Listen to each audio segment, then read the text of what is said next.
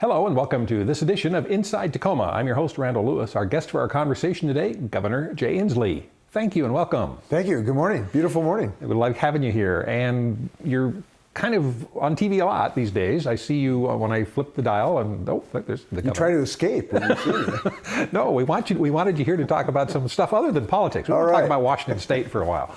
My favorite topic. Your favorite topic. And you're in your second term and you're getting ready for another legislative session early in 2019.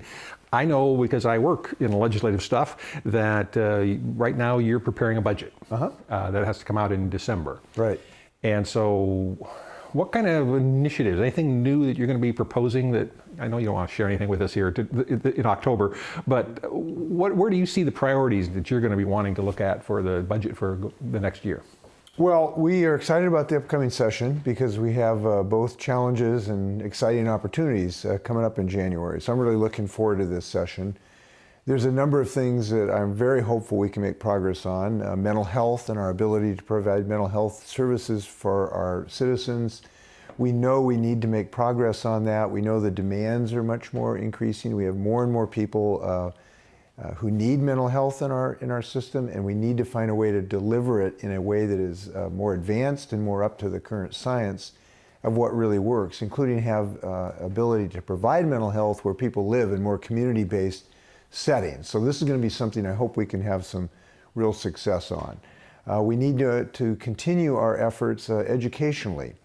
And when I say educationally, that's not just through our K through 12 system, which we've made some real advances on. I'm pleased that we are now in compliance with our constitutional obligation to our children in our K through 12 system. I'm glad that we've got some teacher raises that are overdue in my view, and I'm glad we're going to have a way to keep good people coming into the teaching profession. That's the number one most important thing in our schools is a great, motivated and qualified teacher. So I'm glad we've made progress on that.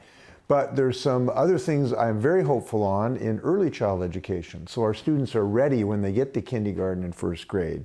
We know that children are their most accessible and they have the most promise if we get to them at age 3 and 4. That's when the brain is more flexible, more plastic, more ready to learn. So we're hopeful we can make progress in that regard. We're hopeful we can continue our progress in financing for people in the higher education realm so that we can continue to improve, as we did last year, of improving access to scholarships and like of our state need grant program. We hope we can continue to make progress on that. And one thing that I'm really excited about, where we are leading the nation, and that is our Career Connected Learning Initiative, so that we can make sure every student has a pathway to the career of their choice.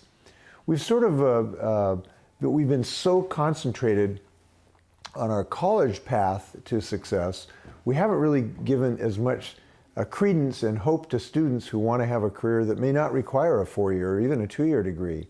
We want to have a very, very significant expansion of our apprenticeship program in multiple fields, not just building trades. We want to see kids who want to have an opportunity in healthcare to have apprenticeships, in tech careers, in insurance, in banking, in communications, in TVs, stations, so that we can have apprenticeship programs for our students.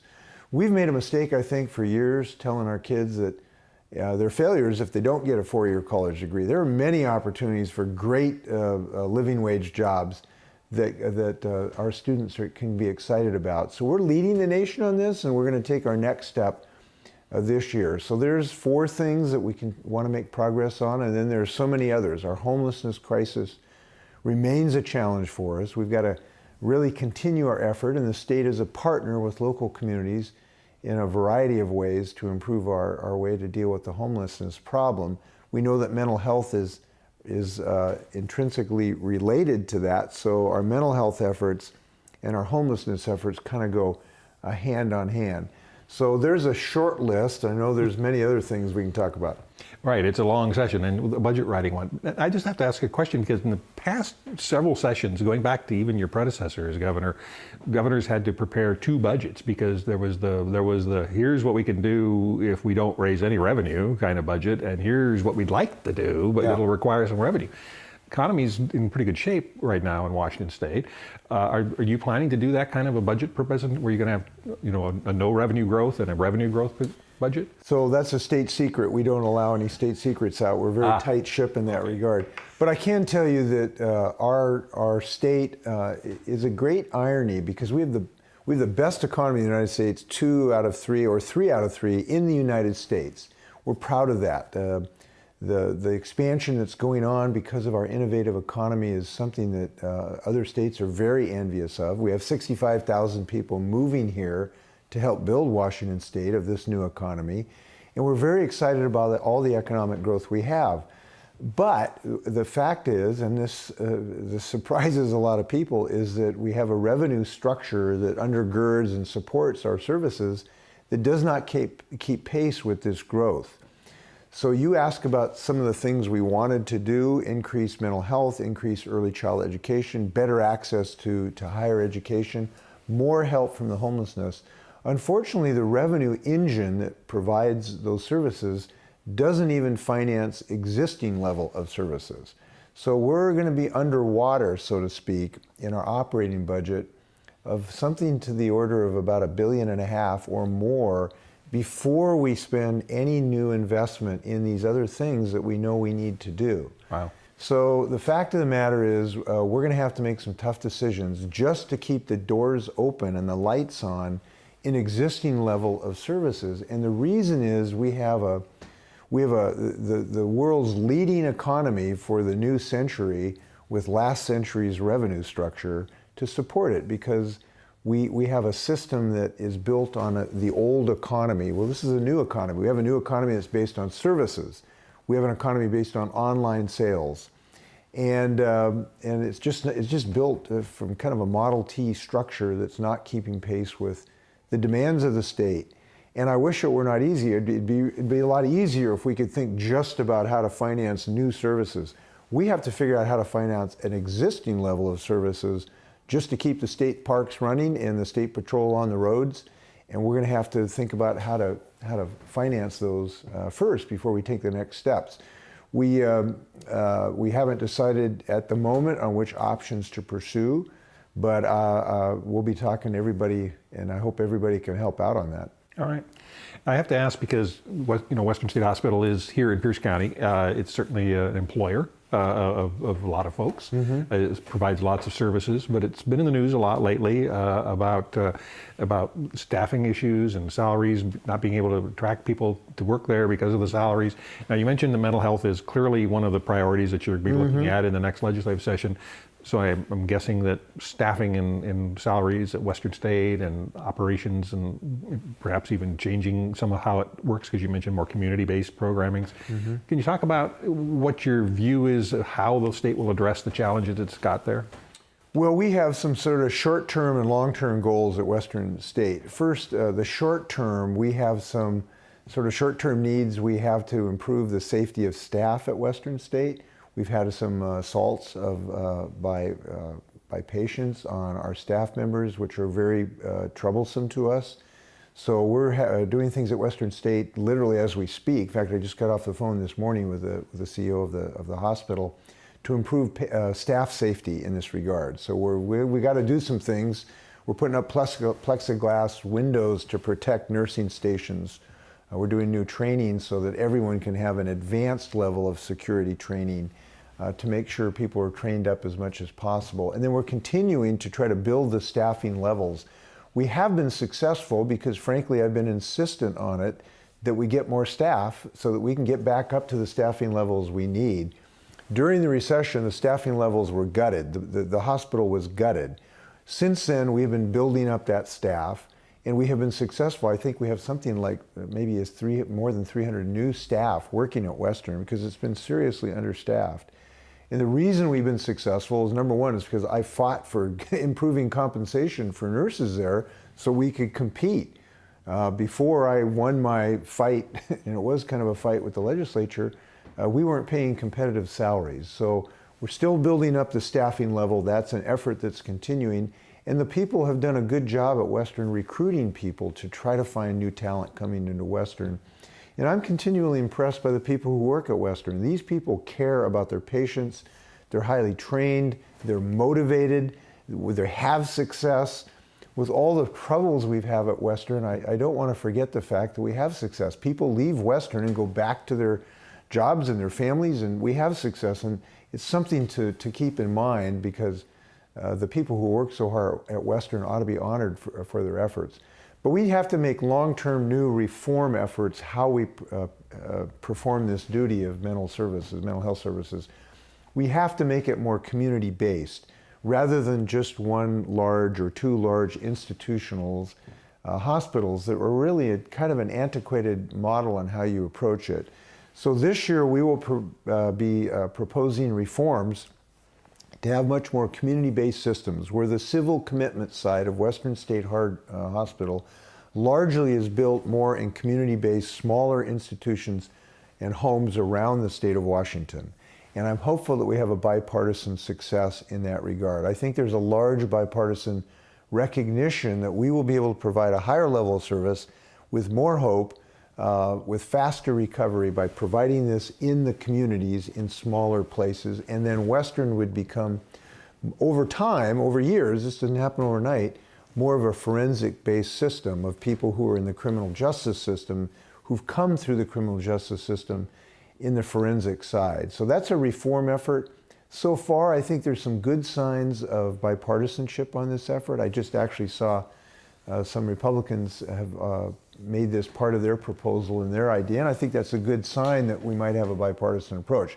But we have to find a way to finance it, right, which comes back to, issue number one, that we're underwater already in the state government. So we're going to have to find a way to finance this.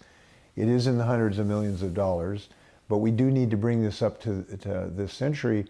And this is something that is in all our families. This is not just kind of an isolated thing. Every family, right, in some way has been touched at some time by people who need some mental health treatment. And it is increasing in our society. The needs are increasing.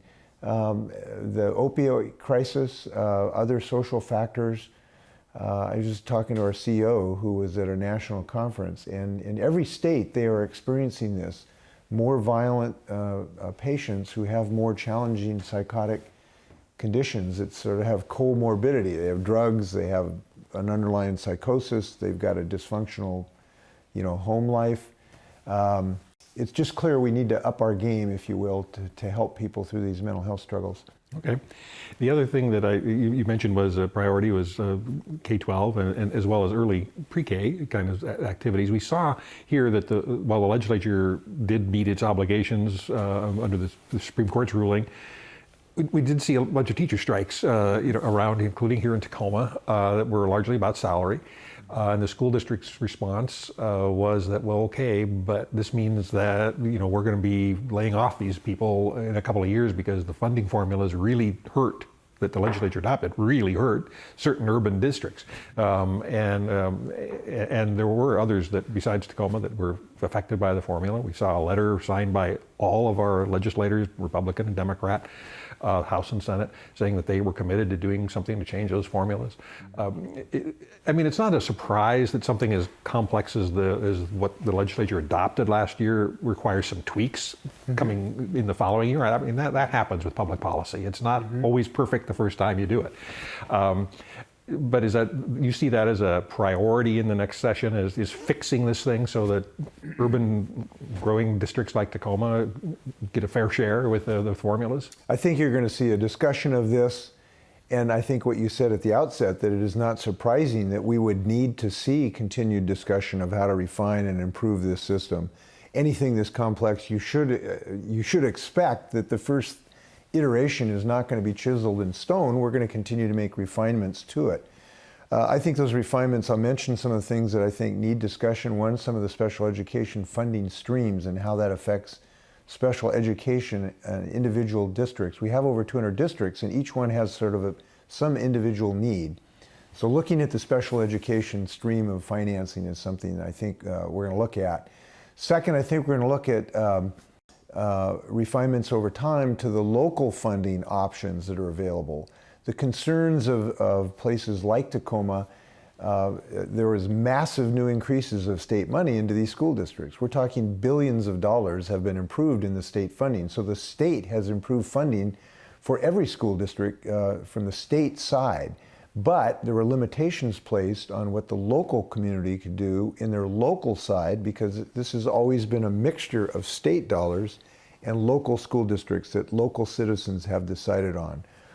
And there were limitations placed on what local communities could do, and that is going to get a look on how much that should or should not be limited over time. I believe that will be a healthy discussion in the legislature, and I think it needs to happen.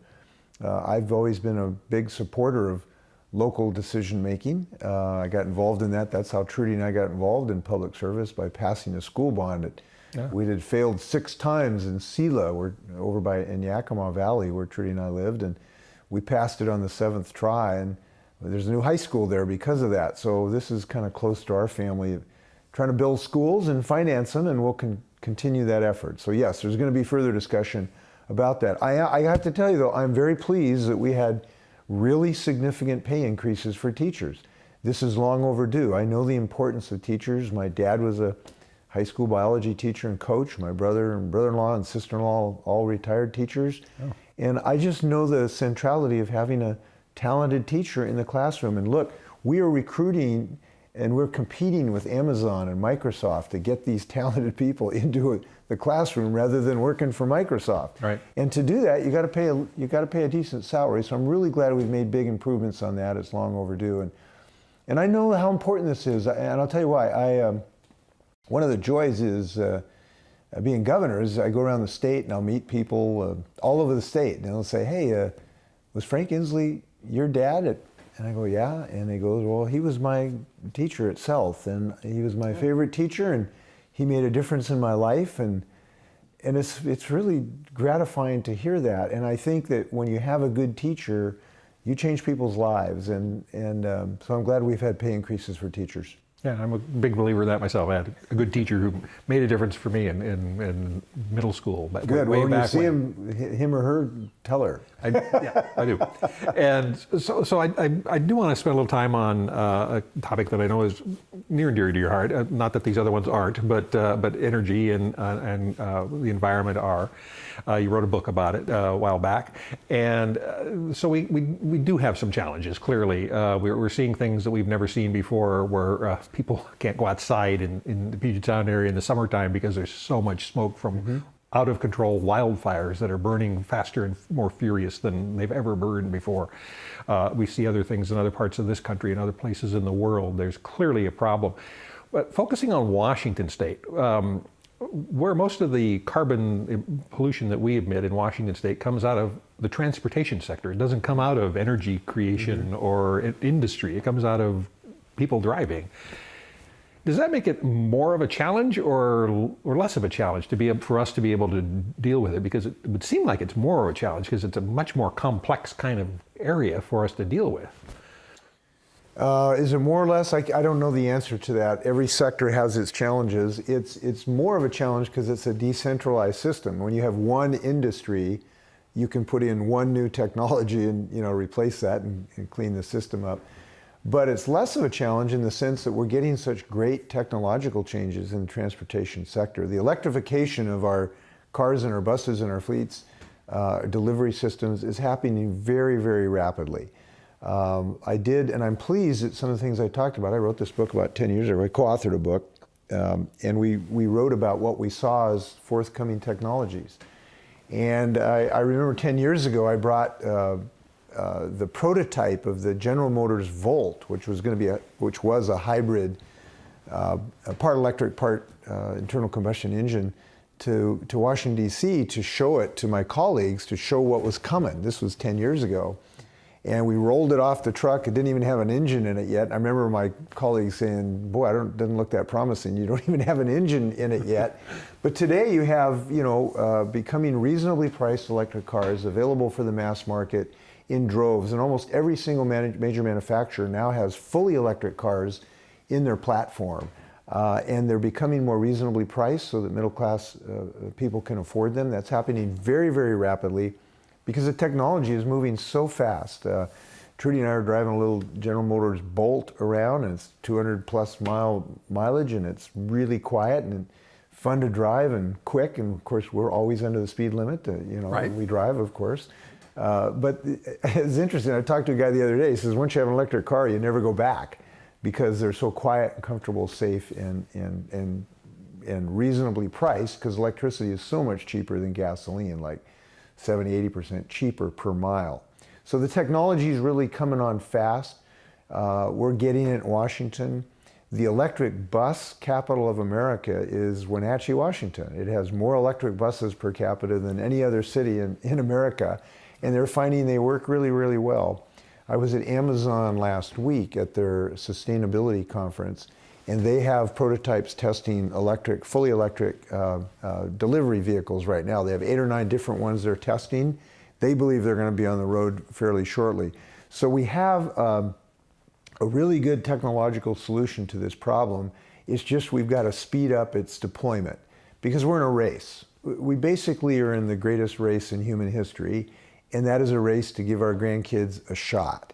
And if we bring on this technology quickly, our grandkids are going to have a shot. If we don't, they're not going to have a shot. And what we tasted in the last 2 summers of that smoke is going to be something our grandkids are going to have every single month and every single summer. And I just don't think they should be exposed to that.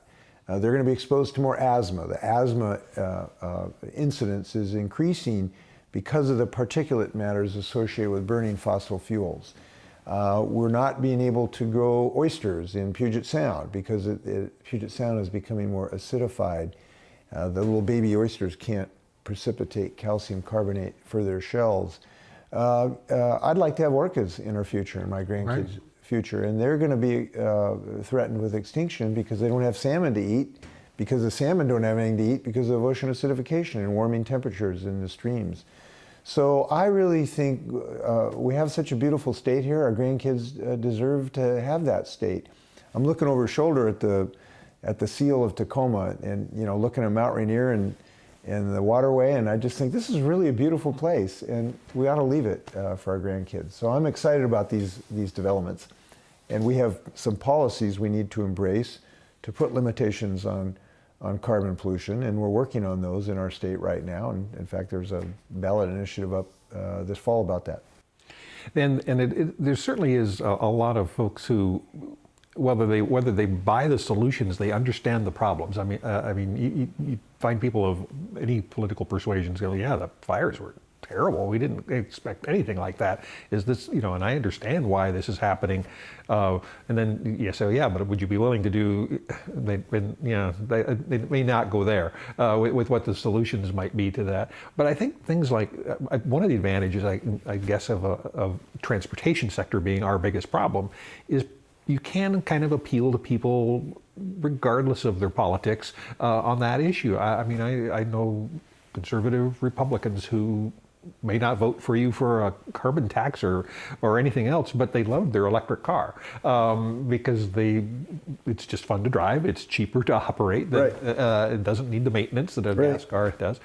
So it may be a way that we're lucky that we can appeal to people on various different levels about the reasons why we need to do these things.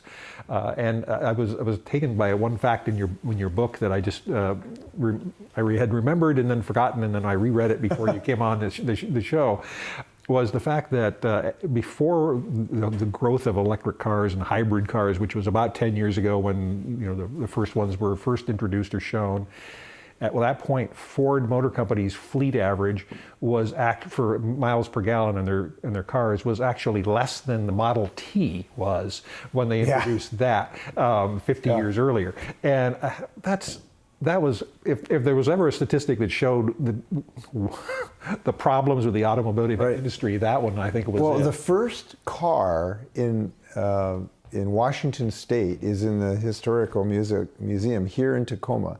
It was an electric car, and it's sitting up you can go see it right now. It's in the downstairs basement of the museum, and I got to see it a few months ago. And so it's kind of a back to the future situation now that we're going back to electric cars. Look, electric cars are great for Republicans and Democrats. They work for both. They're extremely efficient. They're very cost effective, and we're going to be driving them, I believe, much more rapidly than we think. It's just a matter of helping people finance them. That's why we have a small incentive for people now. We want to continue that or expand it.